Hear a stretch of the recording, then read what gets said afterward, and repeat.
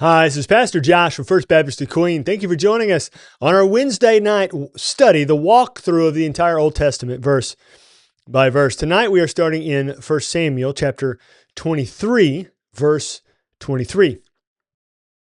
This is Saul speaking to the Ziphites who came to him to report about David being encamped near them. And Saul is talking to them, and he says, "See therefore and take note of all the lurking places where he hides, and come back to me with sure information. Then I will go with you, and if he is in the land, I will search him out among all the thousands of Judah." And they arose and went to Ziph ahead of Saul. Now David and his men were in the wilderness of Maon, in the Arabah to the south of Jeshimon. Saul wants here to utilize the Ziphites as spies, to search out wherever David might be hiding. So Saul, he's tried many times to come to capture David, but each and every time David has been able to slip out of his hands just in the nick of time. So Saul assumes that it is because David is very crafty and sneaky, as he goes about, using Saul's word, lurking. But the reality is that the Lord has been preventing David from being taken.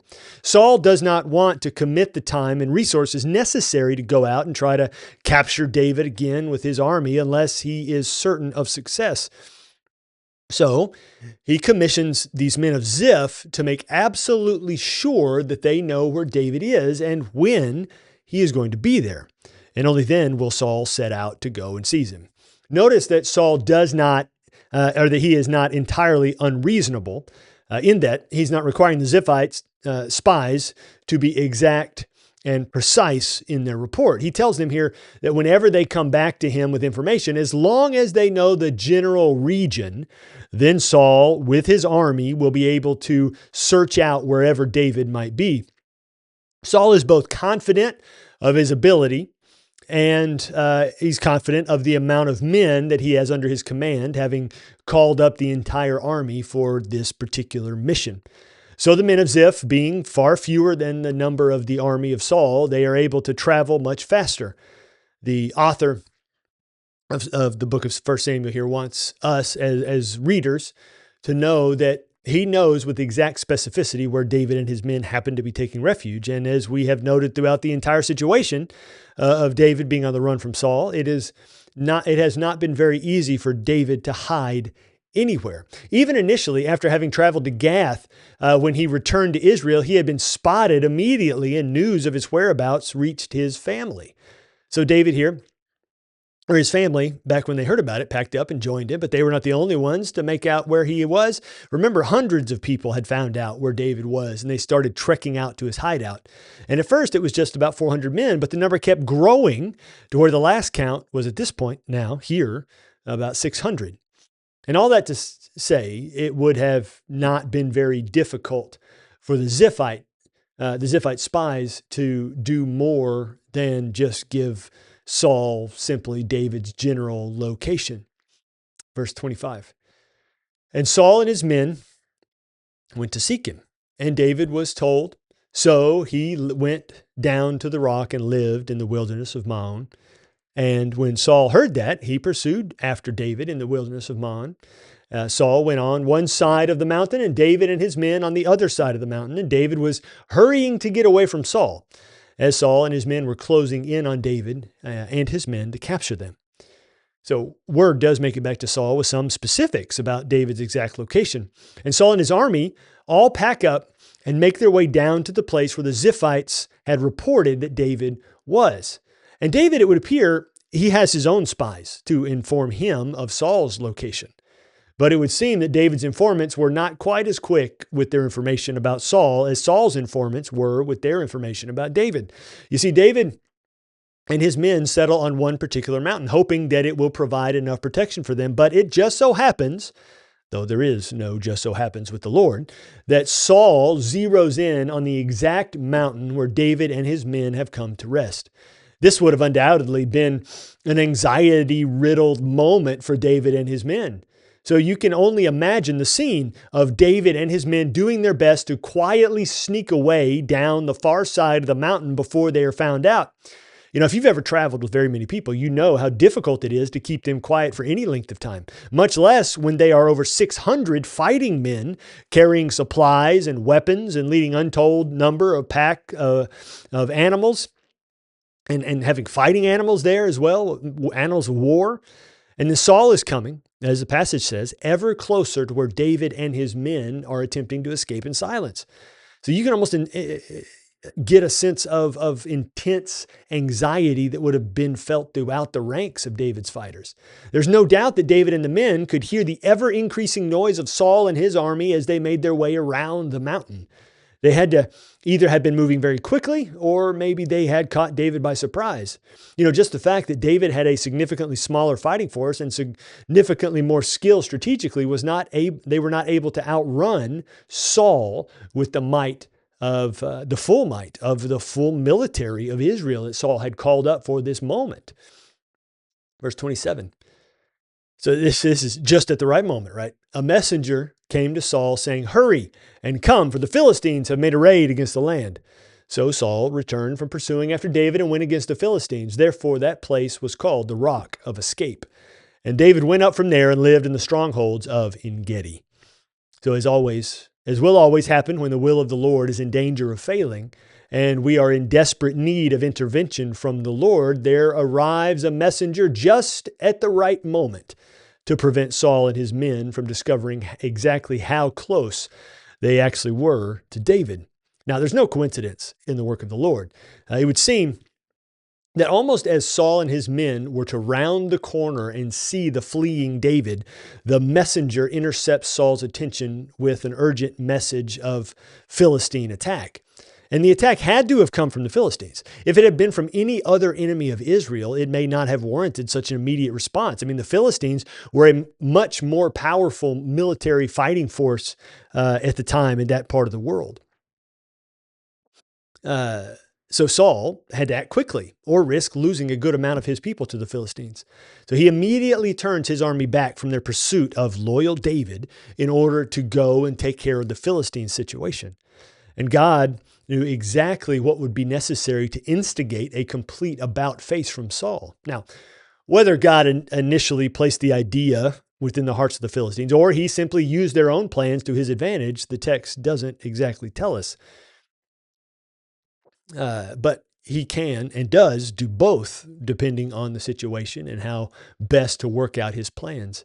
But however it was, he intervened to prevent Saul from confronting David at this moment because there were still some things that needed to happen first.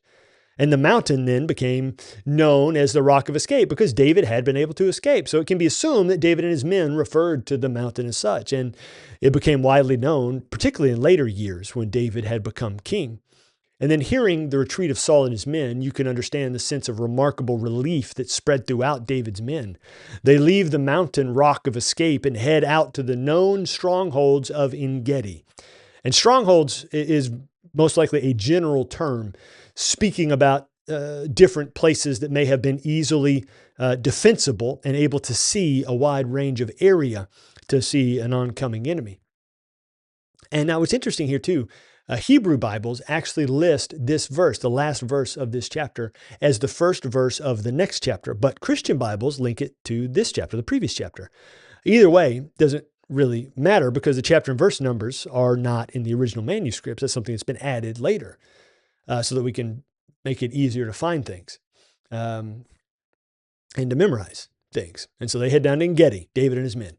And En-gedi is this particular place. It's on the western side of the Dead Sea. And it's about 16 or so miles northeast from where they had been at the Rock of Escape. It housed a natural oasis that provided needed sustenance and refreshment in contrast to the nearby Dead Sea.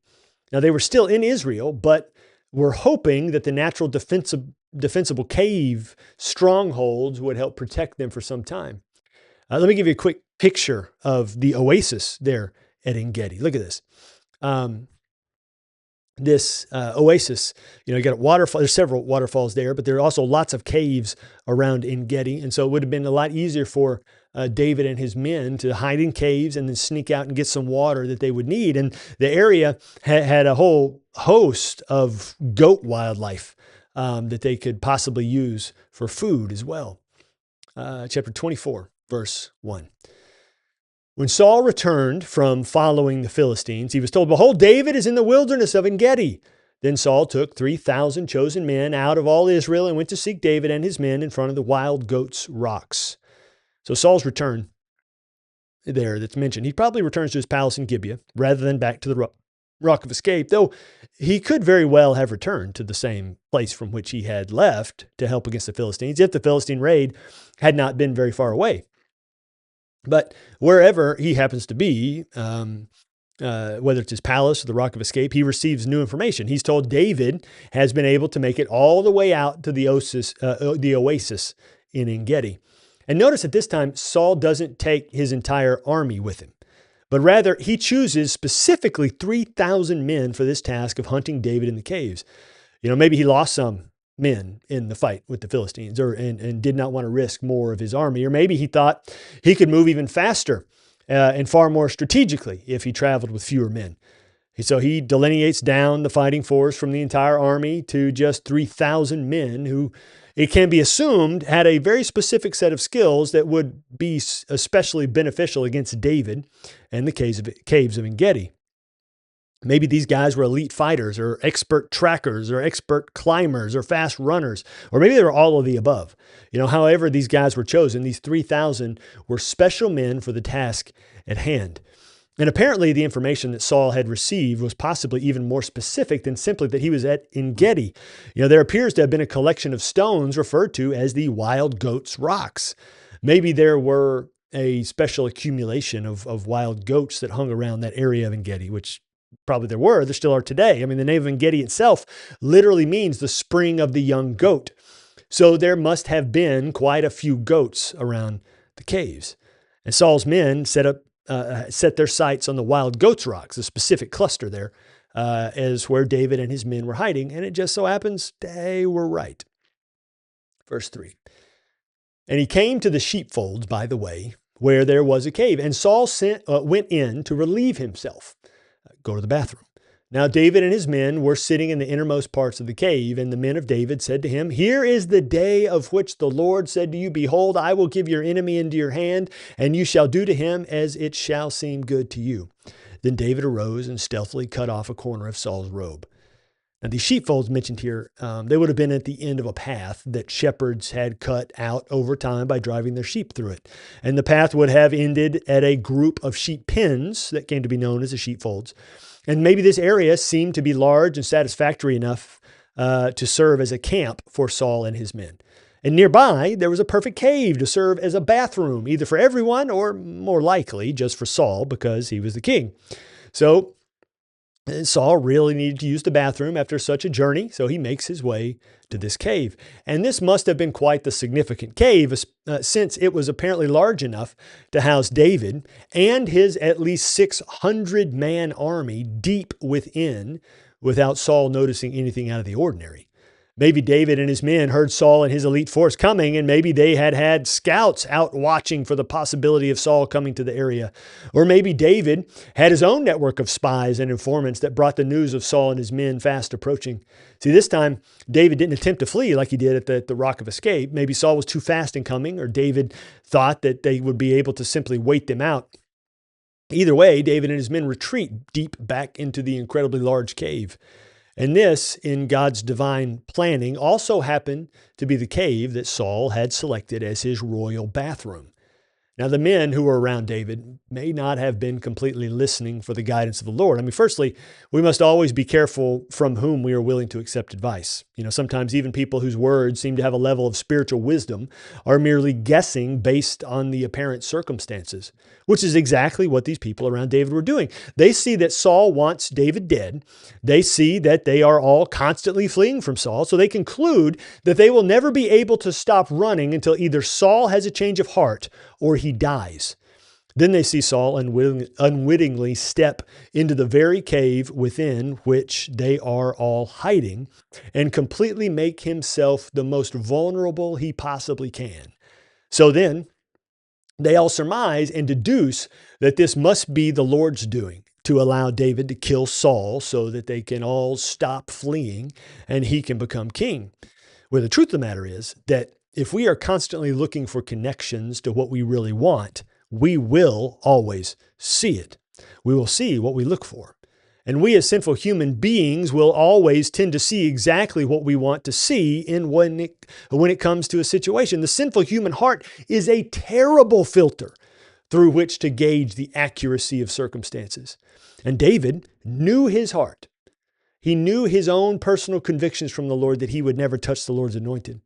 However, he did allow his men to influence him enough to at least sneak up to Saul while he was occupied and cut off a piece of his royal robe. Verse 5. And afterward, David's heart struck him because he had cut off a corner of Saul's robe. He said to his men, "The Lord forbid that I should do this thing to my Lord, the Lord's anointed, to put out my hand against him, seeing he is the Lord's anointed." So David persuaded his men with these words and did not permit them to attack Saul. And Saul rose up and left the cave and went on his way. So even though David had done far less than undoubtedly his men wanted him to do, David knew that it was more than he should have done.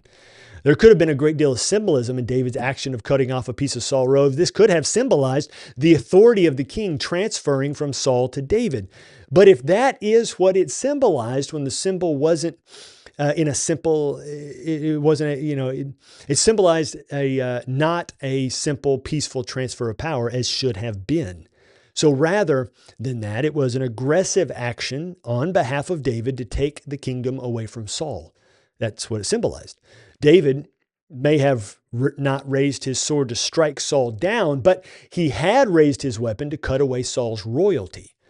And David was deeply convicted about what he had done and the amount that he had compromised by listening to his men. The kingdom was meant to be given to him by the Lord. He was not meant to take it. I mean, how often do we grow impatient and seek to take something that we were simply meant to receive? For David, this wasn't just disloyalty and dishonor against King Saul. This was disobedience and rebellion against the Lord and his plan.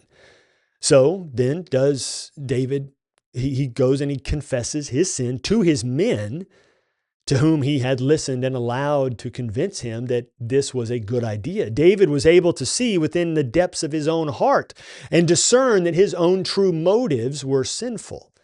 Maybe he had been able to convince himself that at least he wasn't doing something as bad as his men wanted him to do. So in doing the lesser of two evils, maybe he was not sinning as badly as he could have been. So in comparison, his action doesn't really seem all that bad. But truth, sin is sin. And David knew it. He not only knew that sin was sin, he willingly confessed his failing to his subordinates, his men, as their leader. This convinced the men that action against Saul was not what the Lord wanted. So David held the men back from acting on their own and striking out against Saul simply by using his words. David didn't need to forcibly prevent his men from attacking Saul. Rather, his words of conviction and confession were enough to stay their hands. In other words, David left the situation up to the Lord as to how the men would be appeased. And the Lord handled it far better than anyone else could have done. Verse 8. Afterward, David also arose and went out of the cave and called after Saul, "My Lord the king." And when Saul looked behind him, David bowed with his face to the earth and paid homage. And David said to Saul, "Why do you listen to the words of men who say, 'Behold, David seeks your harm'?" Now, giving himself into the hand of the Lord, David walks out of the cave in full faith and possibly even slightly in view of the elite warriors that had accompanied Saul to this place. I wonder if David's men tried to stop him from doing this seemingly foolhardy action, or maybe the men, having witnessed David's faithful conviction, knew better than to stand in the way of their leader when he was following the Lord. Maybe some of the men drew their weapons in the cave in preparation for a deterioration of the situation. Maybe some of them could have been afraid of Saul sending his troops into the cave after David's men. Whatever was happening behind him didn't matter, because David had stepped out of the safety and anonymity of the cave. Not only did he leave the cave, but David hollers after Saul as he was walking away. Saul had been the vulnerable one in the cave, trusting in his own cleverness of camp selection. Now David was the vulnerable one, trusting instead in the faithful protection of the Lord. So David proceeds to pay Saul incredible honor and loyalty through his words and actions. He respectfully refers to Saul as my Lord the King, confessing submission to Saul's reign. Then he bows down before him, which is something that most of us would have had a very difficult time doing to someone who had been hunting us to kill us. But David doesn't simply stop there. He goes on to intentionally not blame Saul for their current predicament. David knows exactly why Saul is there. He had been told the entire story by Jonathan. But David mercifully gives Saul an out by laying the blame on these unknown, unnamed advisors. David is going out of his way to honor someone who had showed him only dishonor lately. Saul did nothing to earn David's kindness. David did not even respond with honor because Saul was the king. Rather, David choosing to act faithfully, he chose to act faithfully because of the Lord's continued faithfulness to him. How difficult is it for us to honor someone who has acted only dishonorably towards us or even towards our family, as Saul did towards David's wife? Do we have the same level of faith in the Lord to grant grace and mercy to the graceless and merciless? Let's look at verse 10. Behold, this day your eyes have seen how the Lord gave you today into my hand in the cave, and some told me to kill you, but I spared you. I said, I will not put out my hand against the Lord, for he is the Lord's anointed. See, my father, see the corner of your robe in my hand, for by the fact that I cut off the corner of your robe and did not kill you, you may know and see that there is no wrong or treason in my hands. I have not sinned against you, though you hunt my life to take it. So David says that the Lord gave Saul into his hand that day. However, knowing David's heart, at least at this point in his life, to follow the Lord in all things, if the Lord wanted David to do something, then he would be sure to do it. So then, if the Lord really did give Saul to David to be removed by him, David would have done what the Lord wanted. But it can just as easily be deduced that because David did not kill Saul, then the Lord didn't want him to do it. Maybe what David meant by saying the Lord gave Saul into his hand was simply that the Lord allowed Saul to be completely at David's mercy.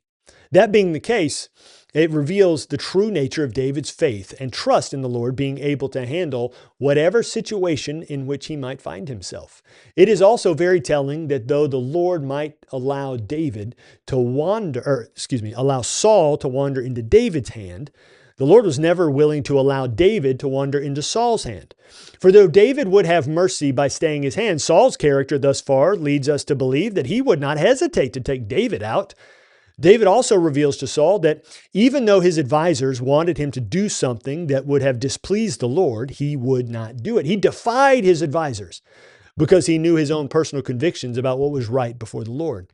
Whereas, thus far, Saul had sought the approval of the people around him to the point of compromising the Lord's calling on his life. David was willing to sacrifice the approval of people in order to fulfill the Lord's calling. This is a sign of a true leader who would decisively follow the Lord no matter who sought to steer him in another direction. So thank you for joining us on our Wednesday night study as we go verse by verse through the entire Old Testament. I hope you'll come back next time as we keep looking at this conversation between Saul and David and how this will ultimately play out.